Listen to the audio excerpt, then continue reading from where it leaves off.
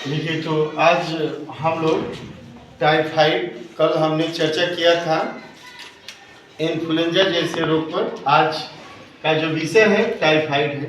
Typhoid एक प्रकार की बीमारी है और टाइफाइड को हम मोती झाड़ा, आंत ज्वर या मियादी बुखार के नाम से भी जानते हैं। आपके आम जीवन में आप सुनते होंगे कि मियादी बुखार हुआ है या आंत ज्वर हुआ है या मोती झरा हुआ है, तो आप इतना ही समझेंगे कि उस व्यक्ति को टाइफाइड हुआ है।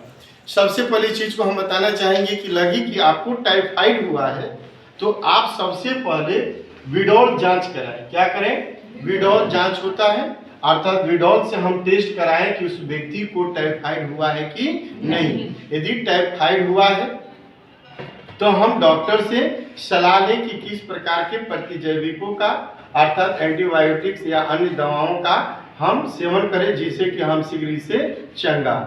आइए सबसे पहले हम बताएंगे कि टाइफाइड एक संक्रामक बीमारी है और यह एक जीवाणु जनित बीमारी है। यह टाइफाइड विश्व के अन्य देशों में महामारी का भी रूप लिया है, विश्वव्यापी महामारी का भी रूप लिया है और हमारे देश में भी ये टाइफाइड एक तरह का संक्रामक बीमारी भी है। तो सबसे पहले हम बताएंगे कि टाइफाइड किस जीवाणु के कारण होता है। तो साल्मोनेला टाइफी नामक जीवाणु के कारण यह टाइफाइड बीमारी होती है। अब टाइफाइड का संक्रमण कैसे होता है, यह बहुत इंपॉर्टेंट चीज है कि हमारे समाज में हम जिस वातावरण में रहते हैं उस वातावरण में टाइफाइड कैसे फैलता है एक व्यक्ति से दूसरे व्यक्ति में। तो हमने कहा कि यह रोग संदूषित भोजन और जल के सेवन से होता है।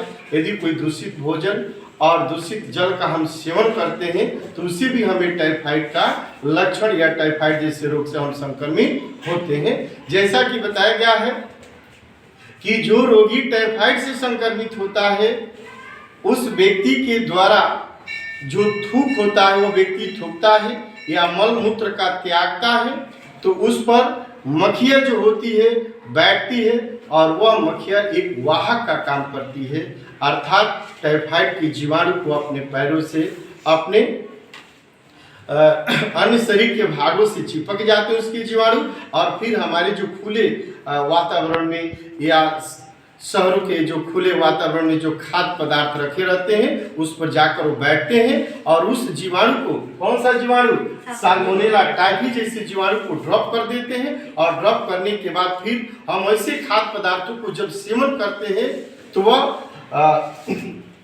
खाद्य पदार्थ हमारे आंत में, छोटी आंत में जिसमें स्मॉल इंटेस्टाइन कहते हैं उसमें पहुंचकर और वो हमारे आंत को धूप बने क्षतिग्रस्त करते हैं और उसके बाद वह एक तरह के खूनी नासूर बन जाते हैं और उस तरह से धीरे धीरे हमारे रक्त में भी प्रवेश कर जाते हैं। तो इस प्रकार टाइफाइड का संक्रमण हमारे समाज में होता है। जैसे हमने बताया है कि सबसे महत्वपूर्ण भूमिका मक्खियों का होता है जो वाहक का काम करता है और वह मक्खियाँ हमारे शरीर के छोटी आंत स्मॉल इंटेस्टाइन में पहुंचकर उसके भित्ति को क्षतिग्रस्त कर देते हैं। उसके बाद धीरे धीरे रक्त में प्रवेश करके पूरे शरीर में फैल जाते हैं और यदि हम उसका प्रॉपर ट्रीटमेंट नहीं करते हैं तो रोगी का मौत भी हो जाती है। नेक्स्ट जो टॉपिक है इसका सिम्टम्स क्या है, टाइफाइड का सिम्टम्स क्या है। तो रोगी के पूरे शरीर में अर्थात बदन में, सिर दर्द में, माने सिर में दर्द की शिकायत रहती है। रोगी को 1 से 3 डिग्री फ़ारेनहाइट से 1 से 4 डिग्री फ़ारेनहाइट तक बुखार आता है। ये भी बताया गया है कि टाइफाइड का जो लक्षण होता है कम से कम 3 सप्ताह तक होता है। शुरुआती के सप्ताह माने पहले सप्ताह में रोगी का क्रमशः धीरे धीरे बुखार बढ़ता है, दूसरे सप्ताह में काफी तीव्र हो जाता है और तीव्र ज्वर होने के कारण रोगी का ओठ और जीभ पर पपड़ी पड़ जाती है और रोगी काफी मतलब कि संक्रमण से ग्रसित हो जाते हैं। तीसरे सप्ताह में रोगी धीरे धीरे यदि हम उसका प्रॉपर ट्रीटमेंट करते हैं, दवा देते हैं तो धीरे धीरे उसका रोग उतरता है। और आगे भी बताया गया है कि रोगी को अति ज्वर के कारण ओठ और जीभ जैसे फेफड़े अभी हमने आपको मेंशन किया है पड़ जाती है, और कब्जियत कॉन्स्टिपेशन की भी शिकायत रहती है। तो यह आपका सिम्टम्स है और ये आपका इन्फेक्शन है कि टाइफाइड का इन्फेक्शन कैसे होता है और इसका सिम्टम्स क्या होता है।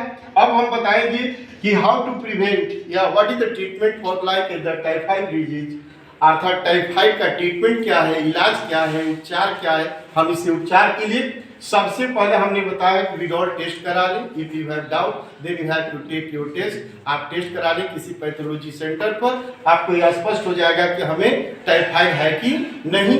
सेकेंड चीज है कि टाइफाइड, पारा टाइफाइड ए एंड बी जैसे टीके अर्थात वैक्सीन हम बच्चों को, शिशुओं को लगवा दें। नेक्स्ट है इस बीमारी में डॉक्टर के सलाह से अर्थात चिकित्सक के सलाह से हम क्लोरोमाइसिन तथा टेरामाइसिन जैसे एंटीबायोटिक्स का यदि हम उपयोग करते हैं डॉक्टर की सलाह से तो हम शीघ्र चंगा होंगे। सेकंड थिंग है कि रोगी को हमेशा उबाल कर पानी देना चाहिए। क्या देना चाहिए? रोगी को उबाल कर पानी देना चाहिए और रोगी को हमेशा एक अलग कमरे में रखना चाहिए। अगली चीज हमने इसमें बताया है कि रोगी को जो बाजार का खुला आइटम होता है, जो खाद्य पदार्थ होता है जिसमें मक्खियां बैठती है, ऐसे खाद्य पदार्थों को उसे देने से रोकना चाहिए। ऐसे खाद्य पदार्थों को नहीं देना चाहिए, अर्थात खाद्य पदार्थों को हमेशा ढक कर रखना चाहिए और रोगी को कभी भी दूषित भोजन और जल नहीं देना चाहिए।